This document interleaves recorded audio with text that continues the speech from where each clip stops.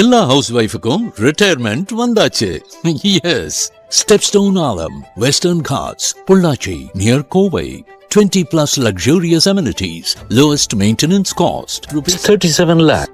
தங்க நகைகள் சோவரனுக்கு 3000 தள்ளுபடி, வைர நகைகளுக்கு 10,000 தள்ளுபடி, மேலும் பல சலுகைகளுடன் அக்ஷய சூப்பர் தங்க திருவிழா. Saravana store super jewellery, Chennai, Madurai, Coimbatore. ஓடி விளையாடு, ஓய்ந்திருக்கலாகாது. அதுக்கு தான் சூப்பர் சரவணா ஸ்டோர்ஸ்ல சம்மருக்கு ஆடைகள் வாங்கும் போது அவுட்டோர் கேம்ஸ் ஃப்ரீ.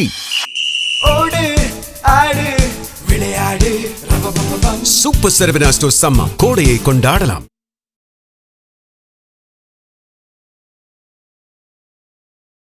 லவ் வரலாம், ஒரு அஃபெக்ஷனான நட்பு வரலாம், நல்ல ஒரு எண்ணங்கள் நிறைவேறக்கூடிய விஷயங்கள்லாம் நடக்கும். மனசை பக்குவப்படுத்துவார். யார் எப்படின்னு புரிதலை உணரக்கூடிய அமைப்பு. உறவுகள்லாம் நம்ம நினச்சிட்ருப்போம் அப்படியே ஒரு எங்கள் குடும்பம் பார்த்திங்கன்னா பல்கலைக்கழகம்பாங்க. அப்போ இந்த சனி பகவான் 7.5 சனியில் யார் எப்படி அவன் எப்படி நமக்கு குழி தோண்டினாருங்க, எந்த விஷயத்தில் நமக்கு சொத்து தகராறில் கரெக்டாக ஆப்படிச்சாங்க, எல்லாமே தெரிஞ்சு போயிடும்.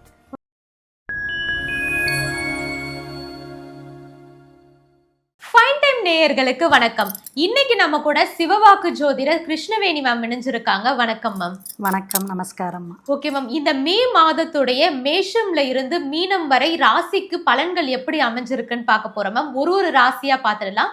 கூடவே பரிகாரத்தையும் சேர்த்து சொன்னா ரொம்பவே நல்லா இருக்கும் மேம். சிறப்புமா, வாழ்க வளமுடன். ஓம் பூச்சியாய ராகவேந்திராய சத்திய தர்ம ரதாயச பஜத்தாம் கல்ப விருஷாய நமதாம் காமதேனுவே. ஸ்ரீ ராகவேந்திரருடைய பொற்பாதம் தொட்டு வணங்கி குரு வாழ்க, குருவே துணை.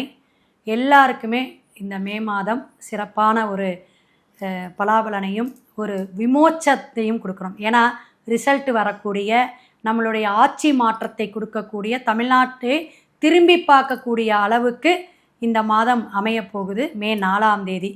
அது எல்லாருக்கும் நல்லதாக அமையட்டும். கிரகங்களுடைய அமைப்புன்னு பார்த்தீங்கன்னா கால சர்ப தோஷமாக ராகு கும்பத்தில் இருக்கிறாருங்க. கேது பகவான் சிம்மத்தில் இருக்கக்கூடிய காலகட்டம். இந்த மே மாதம் பார்த்திங்கன்னா சித்திரையும் வைகாசியும் கலந்து, தமிழ் மாதம் கலந்து வரக்கூடிய விஷயங்கள் இருக்கும். அப்போ சித்திரை மாதம் சூரியன் உச்சம் பெற்று மேசத்தில் இருப்பார். அப்புறம் பாதி மாதத்துக்கு மேலே, அதாவது 15ஆம் தேதிக்கு வைகாசி மாதம் அப்படிங்கும்போது ரிஷபத்துக்கு சூரியன் பிரவேசிக்கக்கூடிய இடத்த தான் தமிழ் மாதமாக நம்ம கணக்கெடுத்துக்கிறோம்.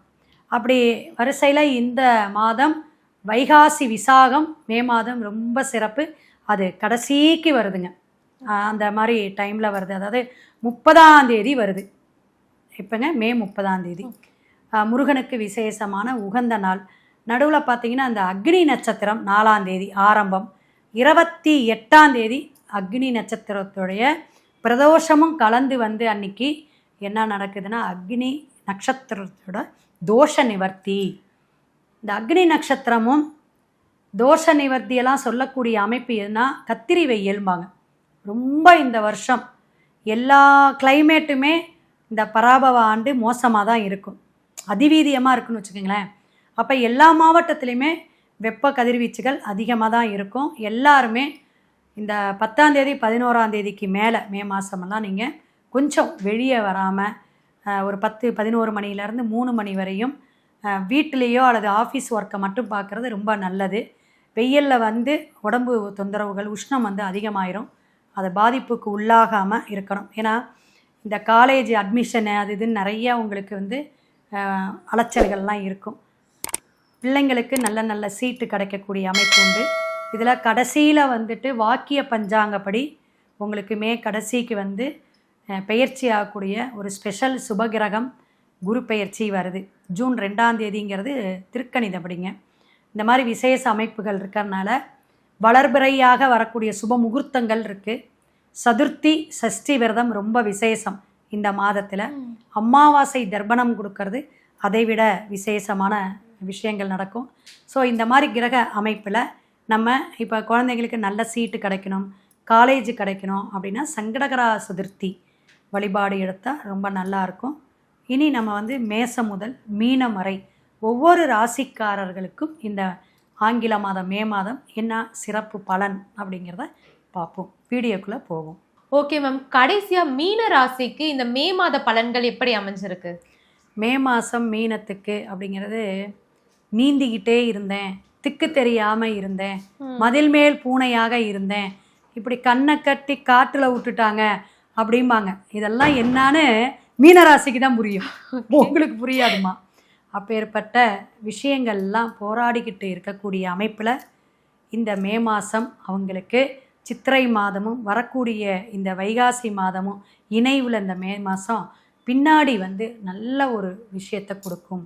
சுபகாரியங்கள் நடக்கக்கூடிய விஷயங்கள் நடக்கும். ஏன்னா ஜூனில் வந்து பெயரக்கூடிய குரு 5ஆம் இடத்துக்கு பூர்வ புண்ணியஸ்தானத்துக்கு போகுது உச்சம் பெற்று. இப்போ இந்த 4ஆம் இடத்துல இருக்கும்போதே வீட்டில் சுபகாரியம், வீடு ஆல்ட்ரேஷன் பண்ணுறது, வீடு சார்ந்த பிரச்சனைகள் தீர்றது எல்லாமே இந்த மே மாதமே ஸ்டார்ட் பண்ணிடுவாங்க. அது லக்னமாக இருந்தாலும் ராசியாக இருந்தாலும் படிப்படியான உயர்வுக்கு இப்படி கொஞ்சம் அண்ணாந்து பார்க்கலாமா அப்படிங்கிறது யாருன்னா மீனராசி. தப்பிக்கக்கூடிய வழியில் வழி பிறக்கும். இதில் பார்த்தீங்கன்னா உங்களுக்கு பூரட்டாதி நட்சத்திரம், உத்திரட்டாதி நட்சத்திரம், ரேவதி நட்சத்திரம்லாம் பயணம். ஒவ்வொரு நட்சத்திரத்துக்கும் வேறு வேறு வேலை செய்யும். ஏன் அப்படி சொல்கிறோம்னா அவங்களுக்கு தசாபுத்தி வேறு நடக்கும். இந்த சுக்கிர தசை நடக்குதுன்னு வச்சுக்கோங்களேன், அவங்களுக்கெல்லாம் பண வரவு உண்டு, சுப செலவும் உண்டு. ஒரு கல்யாணமாக இருக்கலாம், வீடு கிரகப்பிரவேசமாக இருக்கலாம், பிள்ளைங்க ருது ஆகிறதா இருக்கலாம். இந்த சுப செலவு ஏன் வருது அப்படின்னா 2ஆம் இடத்துல சூரியன் உச்சம் பெற்றிருக்கு. அப்போ உறவுகள்லாம் வந்து சேரக்கூடிய காலகட்டம். கிரகந்தாம பேசுது, சனி பகவான் அங்கே இருக்குது.